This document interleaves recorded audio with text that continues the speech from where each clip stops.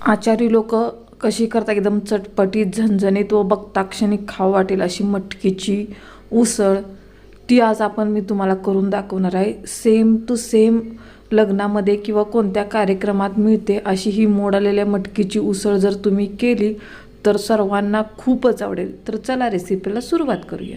इथे मी हे घरीच मोड आणलेली मटकी आहे, ही स्वच्छ धुवून घेतली आहे। फक्त याला मोड चांगली येऊ द्यायची, याच्याने चव छान लागते। आता एक कढईमध्ये मी तेल गरम करण्यासाठी ठेवते। शक्यतो सुक्या भाज्या करताना जाड अशा कढई वापरावा, जेणेकरून त्या भाज्या असं चिटकत नाहीत व खूप मोकळ्या मोकळ्या होतात। आता इथं मी साधारणतः आपल्या पोहेच्या चमच्याने 2 चमचे तेल टाकून घेते, मोहरी टाकून घेते, जिरे टाकून घेते।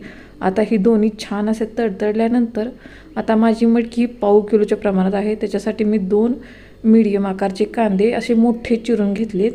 आता आपल्याला काय करायचं आहे, चांगलं असं म्हणजे 50% भाजल या प्रमाणात आपण ही तेलामध्ये भाजून घ्यायचं आहे।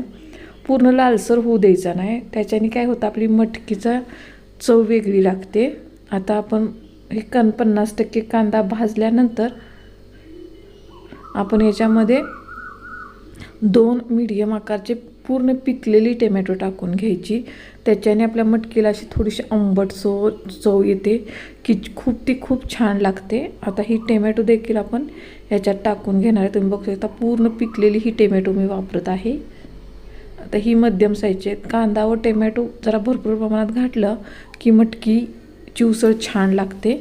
आता मात्र आपल्याला हे ना टोमॅटो पूर्ण तेलामध्ये भाजेपर्यंत आपल्याला भाजून घ्यायचं आहे, असं विरघळल्यासारखं होईपर्यंत। त्याच्यासाठी काय करायचं, ह्याच्यात आपण थोडंसं मीठ टाकून घ्यायचं, जेणेकरून ह्याची चव छान लागते।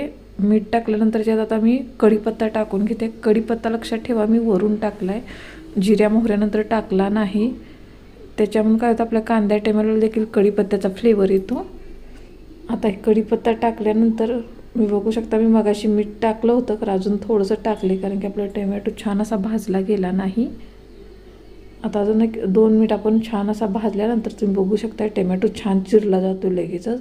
आता आपण त्यामध्ये मोड टाकून घेऊया, पूर्ण मोड टाकून घ्यायचे व चांगलं मिक्स करून घ्यायचं। आता लय भाजायचं नाही, 1 मिनिटभरच भाजून घ्यायचं, नाहीतर काय होतं याची मोड तुटण्याची शक्यता असते।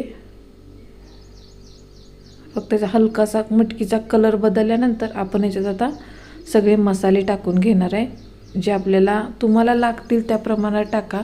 फक्त थोडंसं ही तिखट छान लागते, त्याच्याने आपण आता मसाले टाकून घेऊया। आता आपण मगाशी फक्त कांदा टोमॅटोसाठी मीठ टाकलं होतं, आता आपल्याला जेवढं हवं आहे चवीनुसार तेवढं मीठ टाकून घेऊया व मीठ टाकल्यानंतर मात्र अजून 1 मिनिटभर हलवून घ्यायचं। तुम्ही बघू शकता त्याचा कलर पूर्णपणे बदलला आहे।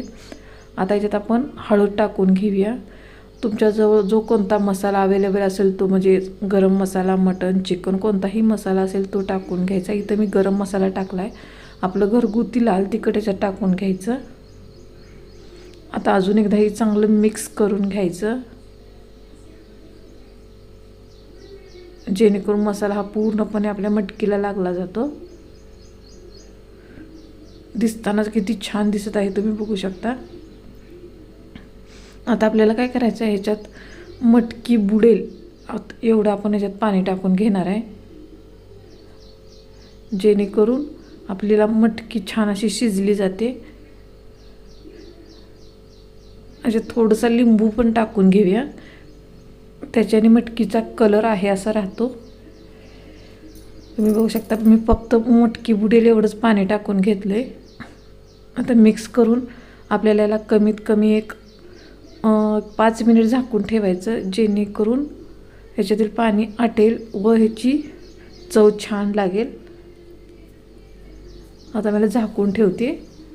आता एक साधारणतः 5 मिनिटांत तुम्ही बघू शकता आपली मटकी छान तयार झाली आहे। वरून आता आपण भरपूर अशी कोथिंबीर टाकूया। कोथिंबीर टाकाच, याच्याने मटकीचा दिसायलाही छान लागते व खातानाही खूप छान वाटतं। त्यामुळे मोडलेल्या मटकीच्या उसळीत कोथिंबीर ही टाका।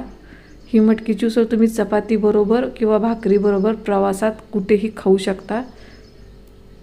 तुम्हाला जर माझी रेसिपी आवडली असेल तर माझ्या चॅनलला लाईक करा, शेअर करा, सबस्क्राईब करा। धन्यवाद।